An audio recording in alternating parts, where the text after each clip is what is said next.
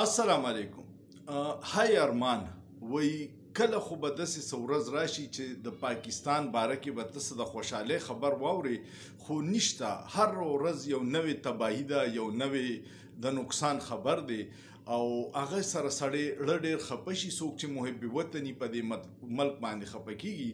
دا درته نن یو څو خبرې وایم، خو د هغې نه مخکې تاسو ته پته ده چې حکومت فایروال لګولی دی او اوازونه دباوي. نو کو تاسو دا ویډیو خوښه شي کمنټ کوئ، لایک کوئ، شیر کوئ چې د حکومت دغه غاضبانه پالیسیانې چې د رښتیا اوازونه دباوي هغه ناکامه کړو. نن د ټولو نه اهم خبر د کرکټ حوالې سره دی. تاسو ته پته ده چې کرکټ پاکستان کې ډیر زیات په شوق کې قوم ګوري او لکانې کوي او دا واحد لوبه ده چې په دې باندې ټول قوم متحد دي. چېرته میچ ټوله دنیا ټي وي ته ناست دی او میچونه ګوري. بنګلادیش یو کمزوري ټیمو کرکټ کې د ټیسټ په حوالې سره او هغې په خپل په تاریخ کې یو داسې کارنامه وکړه چې پاکستان ته په پاکستان کې کلین سویپ شکست ورکړو او دا د پاکستان د کرکټ دپاره یو ډیره لمحه فکریا ده چې د بنګلادیش غونته ټیم په پاکستان کې تاله په خپل هوم ګراوند هوم کراوډ کې شکست درکړي، نو دې نه بل د غټ د شرم خبره نشته. خو دا ټول دغه سلسله را روانه ده چې په هر اداره کې یو نااهلی مسلط کړی دی او د هغوی د پالیسیانو د لاسه ملک داسې حال ته لاړو. ته ما ته ووایه چې محسن نقوي چېرته کرکټ بیټ او بال به نه اغستې او د کرکټ چیرمین هم دی، وزیر داخله هم دی. نو دا داسې ده لکه چې یو زمیندار انپړه ته ووایي چې ورشه F-16 وچلوه، نو به د F-16 سره څه کوي، خو لاندې به یې راغورځي او تباه کوي به. دغه حل د محسن نقوي په چیرمینۍ کې د کرکټ شو.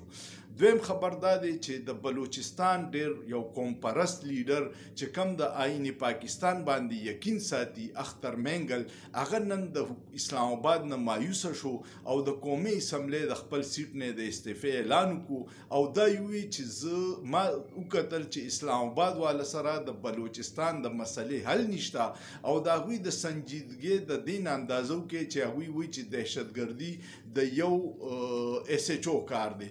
نو هغه استعفا دا د بلوچستان د سیاست لپاره ډیر لوی نقصان دی، ځکه چې دغه عوامي نمایندګان ستانه په شا شي نو بیا تا سره بل څه لاره نه. دریم خبر دا چې حکومت د یرې د لاسه د سوشل میډیا باندې د سرکاري افسرانو باندې پابندي ولګوله چې څوک سرکاري سړی به په سوشل میډیا څه ډیټا څه د دفتر کارونه چې دلته تاوان وشو دلته ګټه وشو دا به نه شیر کوي.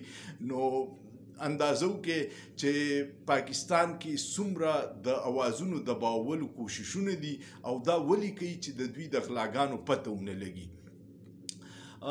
بل خبر دا دی چې د حکومت یو تکړه ملګری کیسر بنګالي کم چې حکومت د دریو کمیټو کې چیرمین کړی و چې د هغه کار دی چې هغه د سادګۍ او د خرچو کمولو د حکومت دپاره تجاویز جوړ کړي.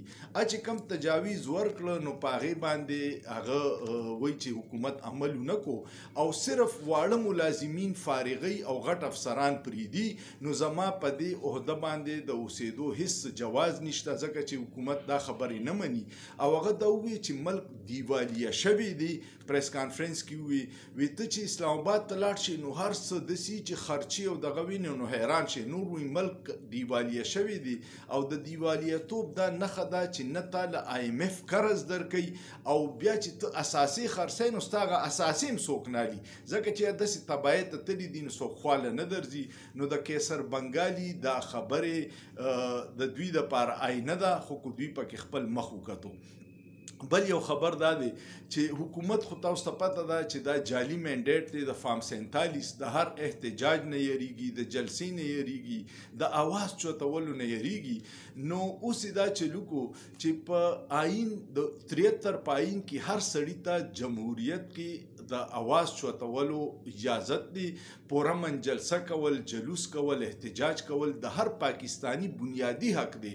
خو دوی اوس د هغې حق نه منکاري دي او نن د مسلم مسلم لیگ نون سینیټر عرفان صدیقي یو بل په سینټ کې پیش کو چې په اسلام آباد کې چا بغیر اجازت جلسه وکړه نو 3 کاله قید وي او کو دوباره بغیر اجازت جلسه وکړه نو 10 کاله قید وي.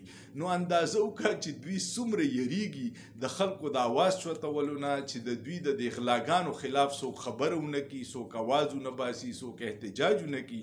نو 3 کاله او 10 کاله قید صرف په دې خبره دی چې د حکومت په نااهلۍ به ته نه خبره کې، نه به جلسه کې، نه به جلوس کې. دا موږ داسې وخته پاتې شو. بیا یو خبر دا دی چې اډیاله جیل کم عمران خان کیسونو کې به کم صحافیان تله نو ډیر صحافیان چا چې به صحیح ریپورټینګ کو هغوی باندې په ادارو پریشر واچو چې دا ټول صحافیان د دغه ځای نه بدل کې او نوي کسان داسې ولیږي چې موږ ورته څه وایو چې هغه ریپورټ کوي. او یو صحافي په خپل چاته انټرویو ورکولو په هغې کې دا انکشاف وکړو چې موږ ته وایي چې تاسو به دا نه وایئ چې عمران خان یو کال راسي بالکل ډټ کې کړه دی، خاندي، مضبوط ولاړ دی، دا خبرې به نه کوئ. تاسو به وایئ چې عمران خان مایوسه دی، چړچړاپن دی، غصه ده پکې، ځکه چې عوامو ته دا خبره ورسي چې عمران خان کال پس هم دومره مضبوط ولاړ دی، نو د دوی دا ټول منصوبې ناکامه شي. دا صحافیان یې د هغې ځای نه ډېر بدل کړه او ځینو ته یې وویل چې تاسو به دا ریپورټینګ نه کوئ او چې کم کس خبره نه مني نو په هغه باندې د اډیاله جیل دروازې بندې کړې. بیا یو خبر دا دی چې 2-3 ورځې مخکې یو کنفیوژن و چې وایي چې عمران خان ټولو لاپته روپوش رهنماګانو ته ووایي چې تاسو راوځئ او هغې کې مراد سعید هم یاد کړی. نو دا خبر بالکل غلط و. عمران خان داسې خبره نه ده کړې ځکه چې مراد سعید د دې ته ډېر زیات خطره ده او هغه صحیح د عمران خان د نظریې سره ولاړ دي. نو دا کنفیوژن پیدا کوي چې هغه راوځي او دوی گرفتار کړي او هغه سره دغه حال وکړي کوم چې د نورو سره کوي.